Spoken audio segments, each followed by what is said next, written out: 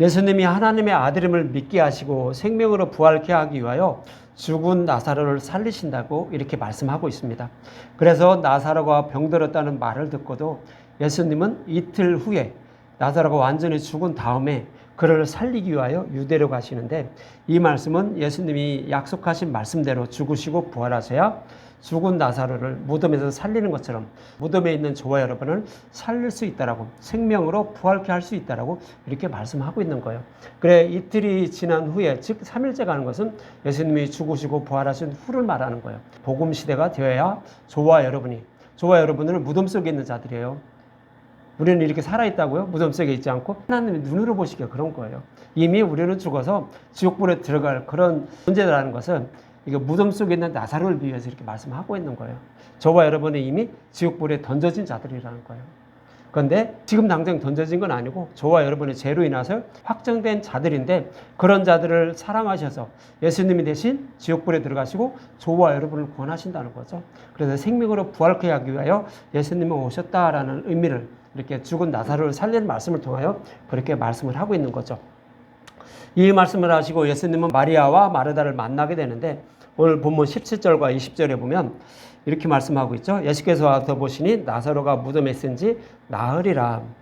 베다니는 예루살렘에서 가깝기가 한 오리쯤 되매 많은 유대인이 마르다와 마리아에게 그 오라비의 일로 위문하러 왔더니, 마르다는 예수께서 오신다는 말을 듣고 곧 나가 맞이하되 마리아는 집에 앉았더라, 이렇게 말합니다. 마리아와 마르다가 등장하고 있는데, 마리아는 어떻게 예수님 오신다는 말씀을 듣고 얼른 나가서 예수님을 맞이하죠. 예수님 맞이하는 이유가 뭘까요? 죽은 나라를 살려달라는 그런 의미가 갖고 있겠죠. 그런데 반대로 마리아는 어떻게 해요? 집에 가만히 있대요. 성경에서 왜 이런 말씀을 할까요? 여기서 이렇게 말씀하고 있는 것은 마르다와 마리아의 신앙에 대해서 말씀하고 있는 거예요. 마리아는 이런 신앙을 가진 사람이고 마르다는 이런 신앙을 가진 사람이다라고 이렇게 표현하고 있는 거예요. 그래서 마르다는 예수님 오신다니까 얼른 나와서 맞이하고 있고, 또 마리아는 집에서 가만히 있는 거예요. 그래서 오늘은 이제 마리아와 마르다의 신앙에 대해서 이렇게 여러분들에게 말씀을 드릴 거예요. 오늘 본문에서도 마리아와 마르다의 신앙에 대해서 이렇게 간접적으로 저와 여러분들에게 말씀을 하고 있는 거기 때문에 그것에 대해서 말씀을 드리도록 하겠습니다. 먼저 동생 마리아는 예수님이 어떤 분인지 이미 알고 있는 거예요. 집에 가만히 있는 마리아는 예수님에 대해서 이미 알고 있는 거예요. 예수님이 오시면 당연히 죽은 나사로를 살릴 거라는 것을 당연히 알고 있어요. 그러니까 예수님이 어떤 분인지 이미 알고 있다라는 그런 의미로 이렇게 집안에 가만히 있다라고 이렇게 말씀하고 있는 거예요. 그래서 마리아의 신앙에 대해서 이미 본문 2절에 이렇게 말씀하고 있어요. 이 마리아는 향유를 죽게 붓고 머리털로 주의 발을 탁 던져요. 병든 나사로는 그의 오라버니더라 그러죠. 이미 마리아는 예수님이 어떤 분인지 알기 때문에 그 귀하고 귀한 값진 향유를 예수님의 발에 부어주시고 머리털로 닦아주던 그런 사람이다라고 본문 2절에 그렇게 말씀하고 있어요. 이미 마리아의 신앙에 대해서 이런 믿음을 가진 믿음의 용사였다라고 이렇게 말씀하고 있는 거죠. 그럼 마리아가 예수님께 향유를 부은 것은 뭘까요? 주님께 값진 것을 드려야 저와 여러분이 축복을 받는다는 말씀일까요? 말씀 많이 들으셨잖아요. 그 말씀이 아니죠. 마리아가 어떤 믿음을 가지고 있는지 말씀하고 있는 거예요. 마리아는 자신이 죽으면 지옥불에 들어간다는 것을 알고 있어요. 복음 말씀을 들었기 때문에 알고 있어요. 그런 자신을 위하여 예수님이 자기가 걸어가야 할 지옥불에 들어가야 하는 그런 자신을 위하여 대신 걸어가시는 거예요. 내가 지옥불에 가야 하는 것을 예수님이 대신 들어가시고, 그리고 마리아 자신을 생명으로 부활케 한다는 것을 알고 있어요. 그러니까 자신을 위하여 준비한 값진 향유를 예수님 발에 부어드리는 거예요. 나를 대신해서 지옥불로 가시는, 죽음의 길로 가시는 그분을 나의 왕으로 모십니다라는 그런 의미로 값비싼 향유를 주님께 부어드리는 거죠. 이렇게 마리아는 예수님에 대한, 예수님이 어떤 분인지 그렇게 잘 말씀하고 있는 거예요. 마리아의 신앙에 대해서 이렇게 잘 말해주고 있는 것이죠. 그러나 언니 마르다는 예수님이 하나님의 아들이라는 것, 그리고 사람이 죽으면 생명으로 부하는 것도 또 다 알고 있어요. 그렇지만 믿음에 이르지는 아직 다 못한 거예요. 예수님이 어떤 분인지 정확히 알고 있지는 못한 거예요. 그래서 본문 39절에 보면 마르다는 예수님이 죽은 나사로를 살리실 줄 모르고 있음을 말하고 있는 그런 말씀인데, 창조주 하나님에 대해서 예수님이 창조주 하나님임을 잘 모르고 있는 상태, 그것을 39절에 이렇게 말해요. 본문 39절에 보면 예수께서 이르시되 돌을 옮겨 놓으라 하시니 그 죽은 자의 누이 마르다가 이르되 주여 죽은 지가 나흘이 되었음에 벌써 냄새가 나나이다. 무슨 얘기예요? 나사로는 죽어서 이미 썩어지고 있는데 주님은 어떻게 살린다고 돌을 옮겨놓으라고 하십니까? 이렇게 말하는 거예요. 마르다의 믿음이 어떤 믿음을 가지고 있는지 알고 있는 거죠. 사람이 죽으면 생명으로 부활케 하신다는 것도 마르다는 알고 있어요. 그런데 그 마르다는 예수님이 창조주 하나님이라는 것을 모르는 거예요. 창조주 하나님은 어떤 분이죠? 없는 것을 있는 것으로 만드는 거예요. 물을 유로 창조하시는 분이, 말씀 하나로만 창조하시는 분이 하나님이에요. 우주 만물을 말씀으로 다 창조하셨잖아요. 그러니까 죽은 나사로 썩어 문드러졌지만 그래도 그런 죽은 나사로를 살릴 수 있다는 것을 모르고 있는 거죠. 예수님은 그런 분이라는 것을 모르고 있는 거예요. 그러니까 썩어서 냄새가 나는데 어떻게 그걸 지금 살린다고 돌을 옮겨놓으라고 하십니까? 이렇게 하는 거예요. 마르다의 믿음에 대해서, 신앙에 대해서, 예수님에 대해서 아는 지식이 좀 부족한 것을 이렇게 알 수 있는 거예요. 그것이 39절의 말씀인 것입니다. 그래서 마르다와 같이 예수님이 사랑하시는 자들에게 예수님이 어떤 분인지 알고 또 믿게 하여 구원해 주시려고 죽은 나사로를 살리신다라고 이렇게 말씀하고 있는 거예요. 마르다도 나사로와 마르다를 예수님이 사랑하셨다라고 본문에 말씀하고 있잖아요. 그래서 그런 자들을 믿음에 이르게해서 구원하시기 위하여 죽은 나사로를 살린다라고 이렇게 말씀을 하고 있는 거죠. 그래서 오늘 보면 42절에 보면 항상 내 말을 들으신 줄 내가 알았나이다. 그러나 이 말씀을 하옵는 것은 둘러선 무리를 위함이니 곧 아버지께서 나를 보내신 것을 그들로 믿게 하려 함이라라는 거죠. 예수님이 사랑하시는 마르다와 같은 아직 믿음이 부족한 자들에게 믿음을 주어서 예수님이 어떤 분인지 알게 하시고 구원해 주시기 위해서 나사로를 살려주시옵소서 하면서 예수님이 기도하는 장면이죠. 그래서 아직 믿음이 부족한 자들을 위해서 죽은 나사로를 살리는 그런 일을 예수님이 하시는 거죠. 그럼 마리아와 마르다는 자매로 동일하게 예수님을 따르고 있어요. 그리고 이들의 믿음은 어떤 것에서 차이가 나게 되었는지 이제 성경의 말씀을 통하여 마리아와 마르다가 어떤 신앙생활을 하고 있었는지 그거에 대해서 여러분들에게 말씀을 드릴게요. 누가복음 10장에 보면 마리아와 마르다에 대해서 잘 설명을 하고 있어요. 그래서 누가복음 10장 21절을 먼저 볼게요. 문맥을 먼저 알아야 마리아와 마르다의 신앙에 대해서 왜 이렇게 말씀하고 있는지 알기 때문에 누가복음 10장 21절부터 볼게요. 21절에 보면 그때 예수께서 성령으로 기뻐하시며 이르시되 천지의 주제이신 아버지여 이것을 지혜롭고 슬기 있는 자들에게는 숨기시고 복음을 지혜롭고 슬기 있는 자들에게는 숨기신다고 이렇게 말씀하고 있는 거예요. 그러면서 어린아이들에게는 나타내심을 감사하나이다. 올소이되 이렇게 된 것은 아버지의 뜻이니이다. 이렇게 말씀하는 거예요. 그래서 여기에서 지혜롭고 슬기 있는 자가 누굴까요? 율법교사, 바리새인과 서기관들, 유대인들을 상징적으로 표현하고 있는 거예요. 그것을 뭐 지혜가 많아서 이런 것이 아니라 지혜롭고 슬기롭다라고 스스로 생각하는 자들, 그런 자들이 이렇게 말하는 거예요. 그런 자들에게는 숨기시고 뭐를 숨겨요? 복음의 말씀을 숨기신다고요. 그리고 어린아이들에게는 알고 깨닫게 하시니 감사하다는 거죠. 어린아이와 같은 그런 마음을 가지고 예수님의 말씀을 듣고 있는 자, 그런 자들에게는 복음의 말씀을 듣고 깨닫게 믿게 하시니 정말로 감사하다라는 이런 말씀을 하고 있는 거예요. 다시 말씀드리면 유대인들과 같은 자들에게는 복음의 말씀을 깨닫지 못하게 하시고 또 그렇지 않고 이방인과 같은 사람들, 그런 사람들에게는 복음의 말씀을 듣고 깨달아 믿게 하시니 정말로 감사하다라고 예수님은 이렇게 말씀을 하고 있는 거예요. 그래서 여기서 슬기롭고 지혜 있는 자들은 유대인들을 말하죠. 율법교사, 서기관과 바리새인들, 제사장들 이런 사람들을 비유해서 말씀하고 있고 또 어린아이들은 누구예요? 예수님의 제자들과 같이 그냥 아무것도 모르고 졸졸 따라다니는 거예요. 이런 사람들이 어린아이와 같다라는 거예요. 그러면서 예수님이 하시는 말씀을 듣는지 안 듣는지는 모르지만 거기서 앉아서 그냥 듣고 있는 거예요. 이것이 뭐예요? 어린아이와 같다라고 이렇게 표현을 하고 있는 거예요. 그래서 마리아와 마르다를 이렇게 둘로 이제 나중에 지혜롭고 슬기 있는 자, 유대인들과 같은 사람이 바로 마르다와 같은 사람이고 또 제자들과 같은 사람이 마리아와 같은 사람이라고 뒤에 가서 설명을 해주는 거예요. 비유로 이렇게 설명을 해주는 거예요. 그럼 사마리아인의 비유를 잠시 한 번 더 살펴볼까요? 누가복음 10장 30절과 32절. 사마리아 여인, 사마리아인의 비유에 대해서 여러분들 설교를 많이 들으셨을 거예요. 그래서 거기를 잠시 한 번 더 살펴보죠. 누가복음 10장 30절에서 32절에 보면 예수께서 대답하여 이르시되 어떤 사람이 예루살렘에서 여리고로 내려가다가 강도를 만나매 강도들이 그 옷을 벗기고 떼려 거의 죽은 것은 버리고 갔더라.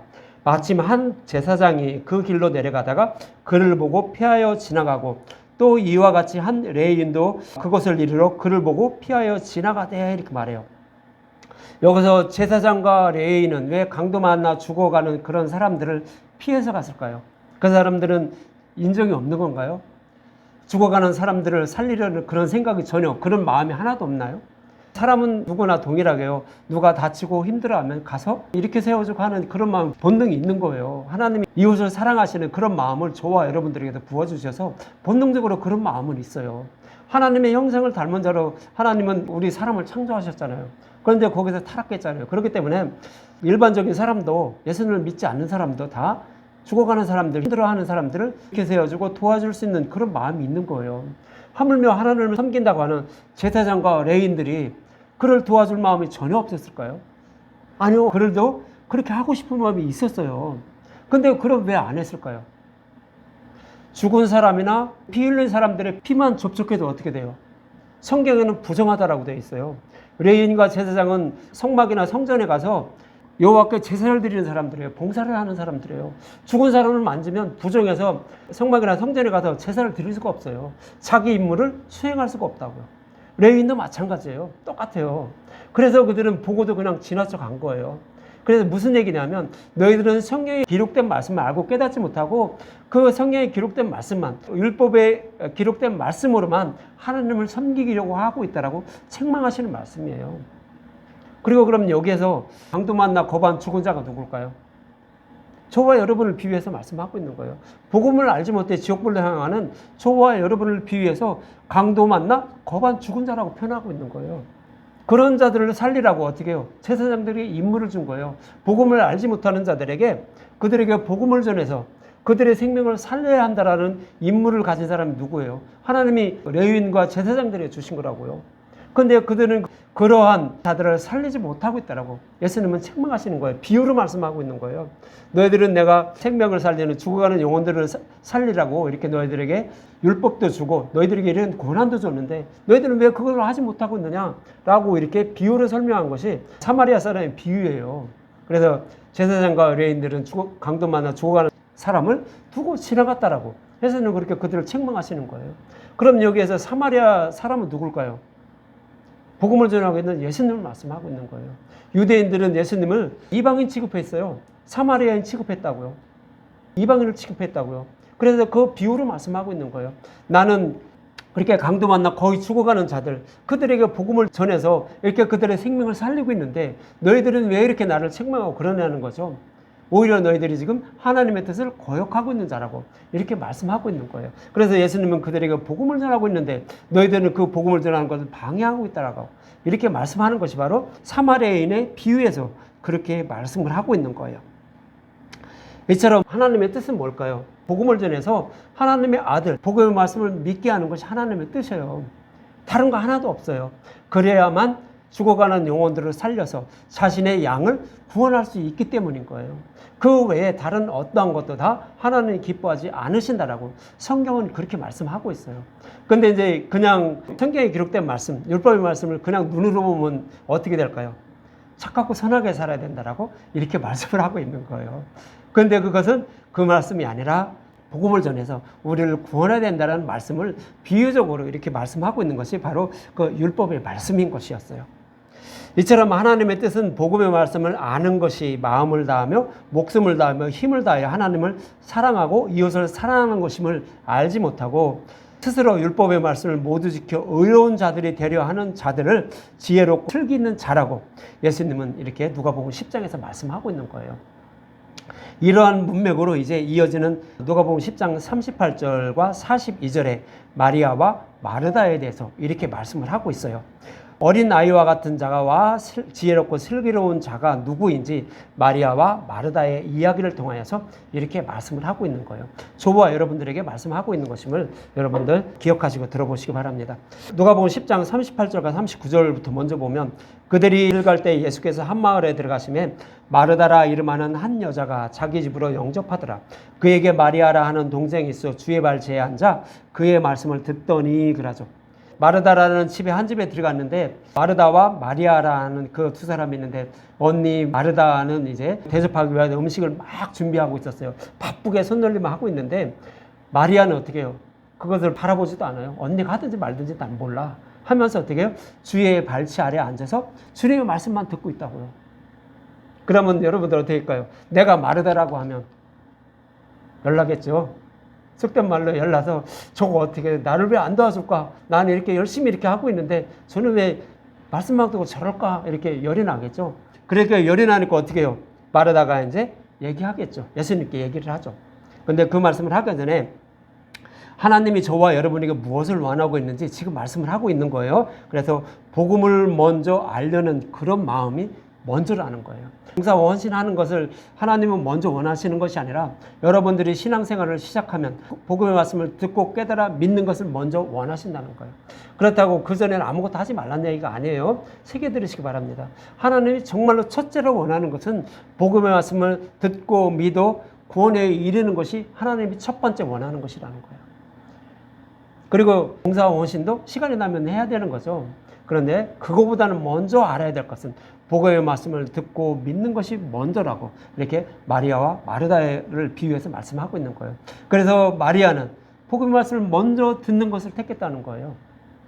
그렇게 말씀하고 있죠. 그러니까 그렇게 주의 발치에서 그 말씀만 듣고 아무 일도 안 하니까 본문 40절에 마르다는 이렇게 얘기를 하죠.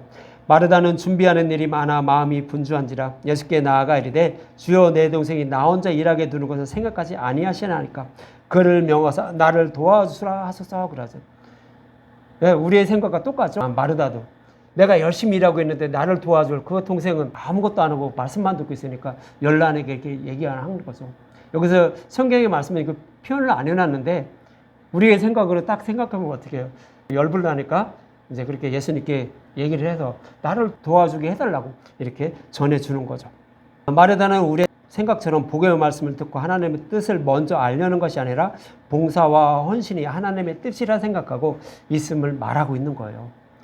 그러나 예수님은 하나님의 뜻인 복음을 아는 것이 먼저라 말씀하는 것으로 41절과 42절에 이렇게 말씀하고 있죠. 주께서 대답하여 이르시되 마르다야 마르다야 내가 많은 일로 염려하고 근심하나 몇 가지만 하든지 혹은 한 가지만 해도 족하니라. 마리아는 이 좋은 편을 택하였으니 빼앗기지 아니하리라 그러죠. 마리아는 어떻게 해요? 좋은 편을 택했다는 거예요. 아니 봉사와 헌신이 먼저죠. 왜? 손님이 오면 접대해 주는 게 먼저죠. 근데 그게 아니라는 거예요. 복음의 말씀이 선포되면 복음의 말씀을 먼저 듣는 것이 먼저라는 거예요.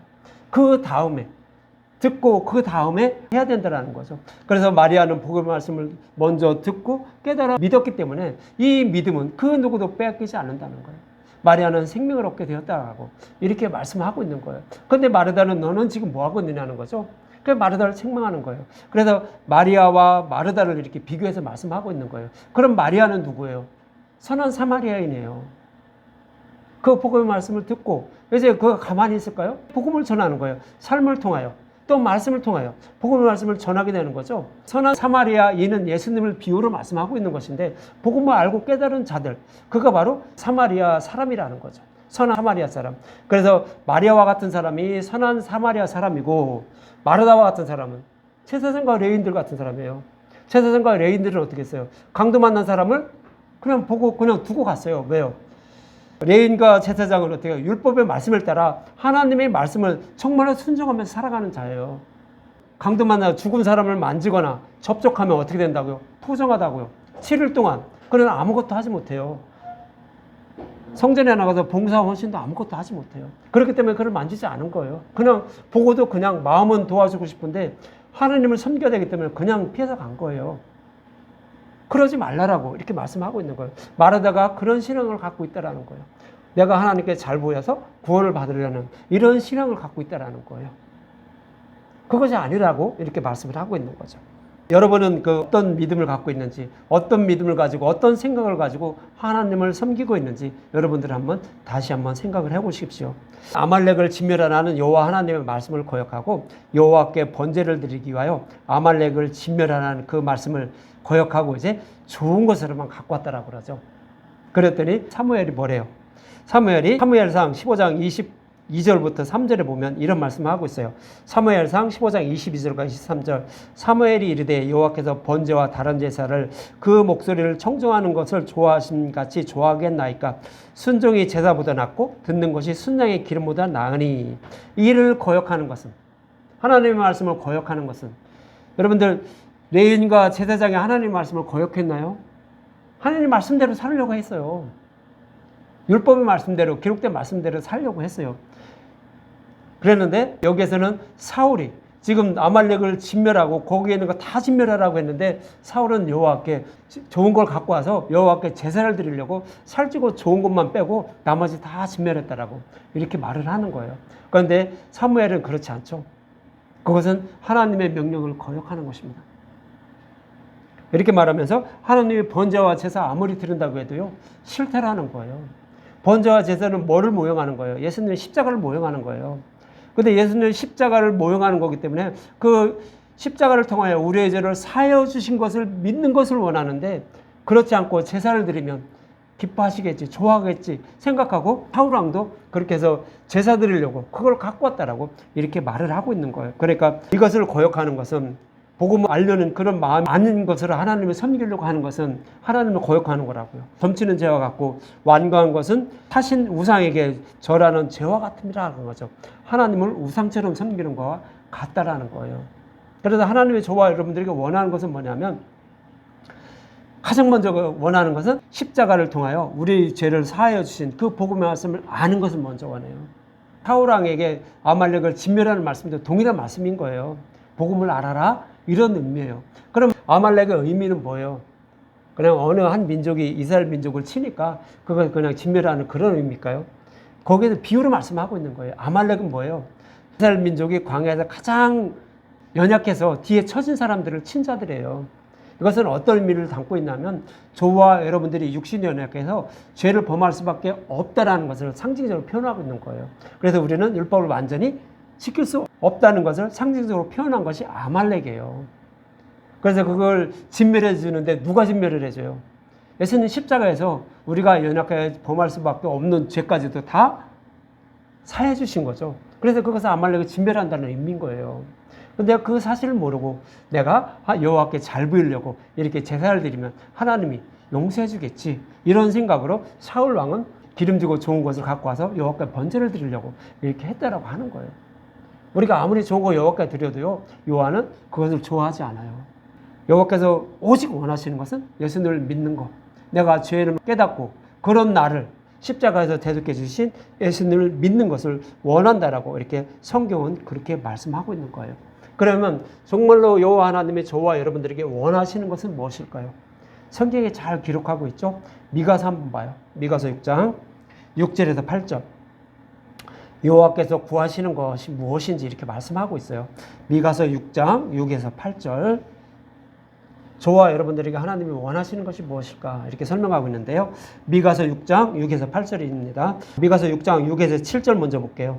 내가 무엇을 가지고 여호와 앞에 나가며 높으신 하나님께 경배할까? 내가 번제물로 1년 된 송아지를 가지고 그의 앞에 나갈까?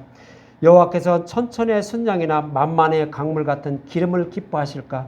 내 허물을 위하여 내 마다들을, 내 영혼의 죄로 말미암아 내 몸에 열매를 드릴까? 이렇게 하는 거죠.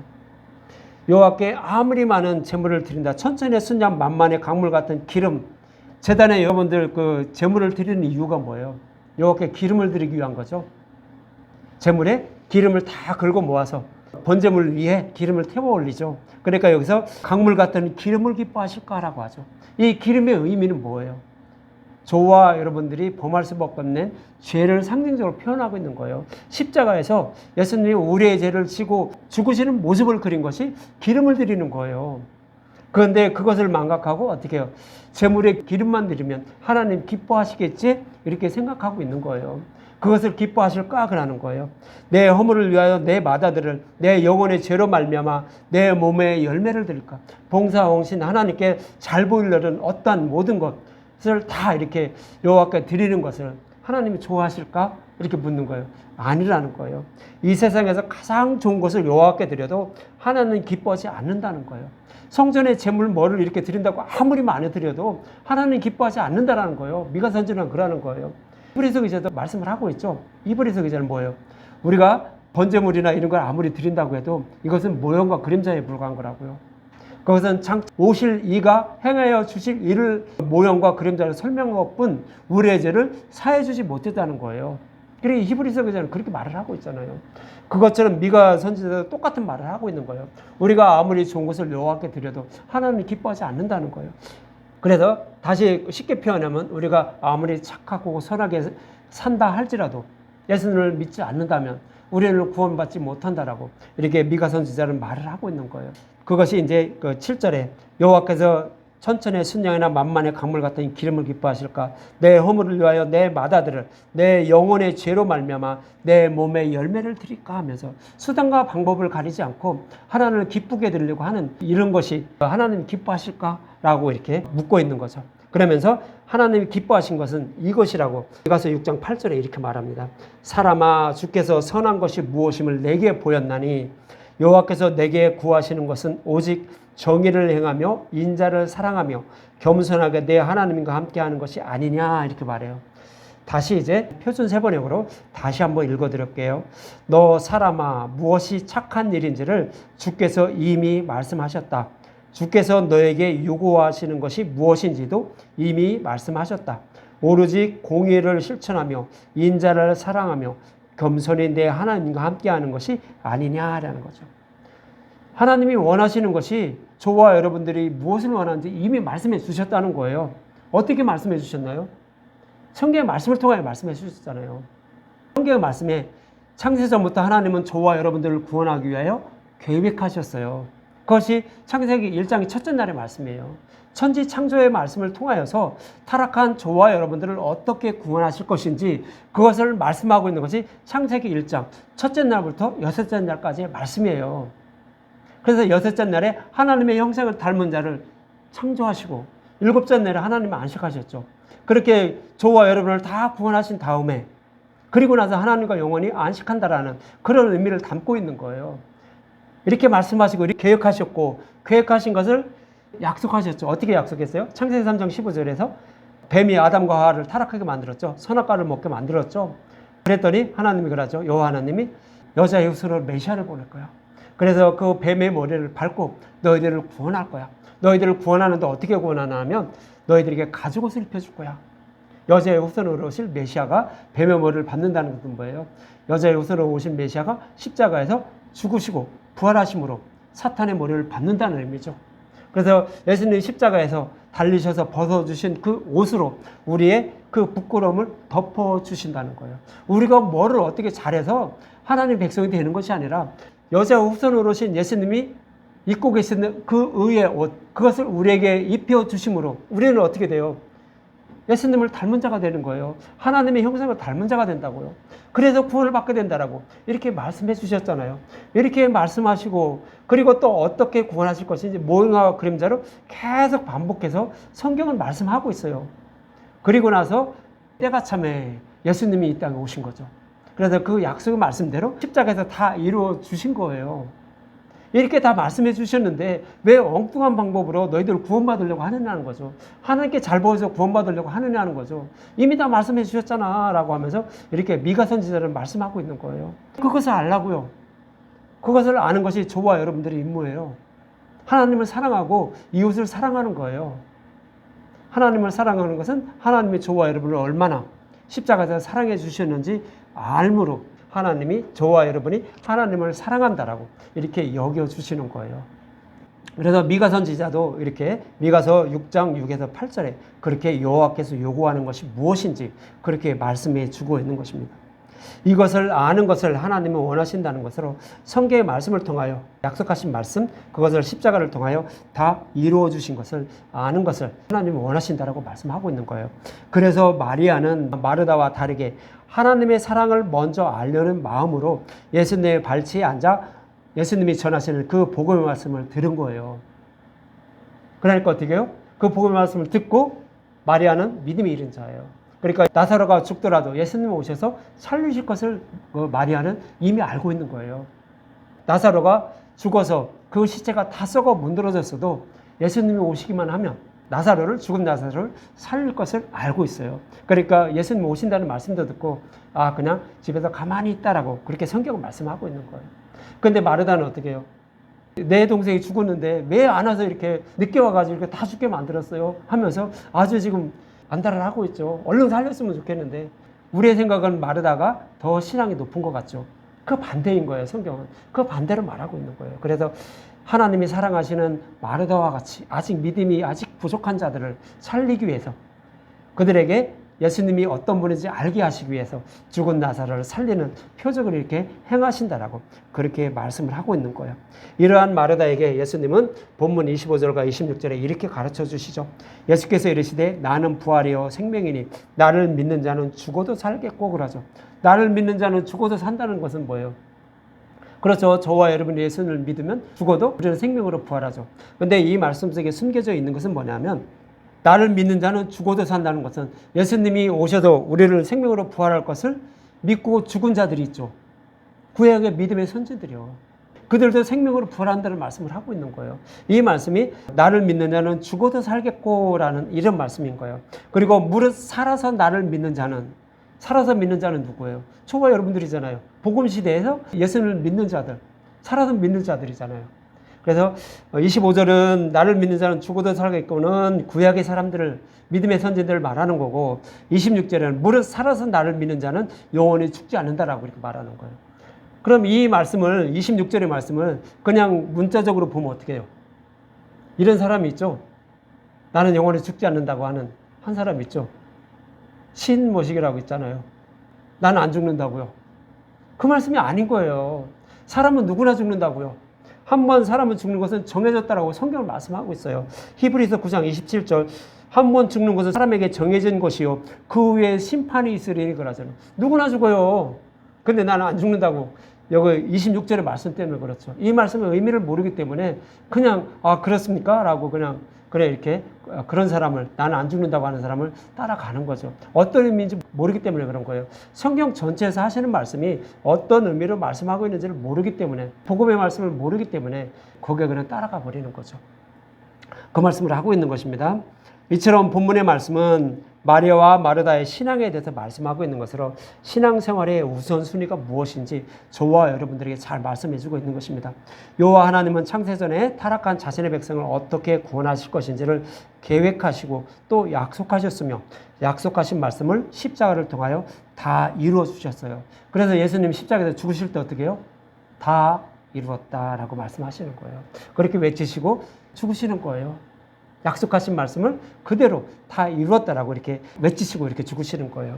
그래서 다 이루어주신 복음의 말씀을 듣고 깨달아 믿는 것을 하나님은 원하신다는 거예요. 그렇지 않고 스스로 하나님은 이런 것을 좋아하시겠지? 성경의 말씀의 그 의미를 다 알지 못하고 자기 스스로 성경의 말씀을 읽고 그냥 해석해버리는 거예요. 자신의 수견으로 하나님은 이런 것을 원하시겠지라고 스스로 판단하여 하나님을 기쁘게 해드리는 그런 자들이 바로 슬기롭고 지혜 있는 자, 서기관과 바리새인들, 율법교사와 같은 사람들, 마르다와 같은 사람들, 그렇다라고 이렇게 성경은 말씀하고 있어요. 하나님은 예수님을 믿되 창세전에 계획하시고 약속하셨으며 약속하신 말씀을 십자가를 통하여 이루어진 복음의 말씀을 믿는 것을 원하신다라고 이렇게 말씀을 하고 있는 것입니다. 저와 여러분의 신앙생활이 어떤 신앙생활이어야 하는지 잘 말씀해주고 있죠. 그래서 저와 여러분들이 해야 할 일은 오직 복음의 말씀을 듣고 깨달아 믿는 것임을 잊지 마시고요. 이제 오후에 또 설명해 드리면 조금 더 이해를 할 거예요. 어떻게 저기를 해야 되는지 이제 그때가 더 말씀을 드리고요.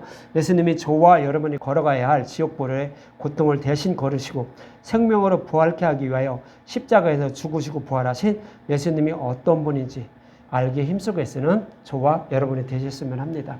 자, 기도합니다.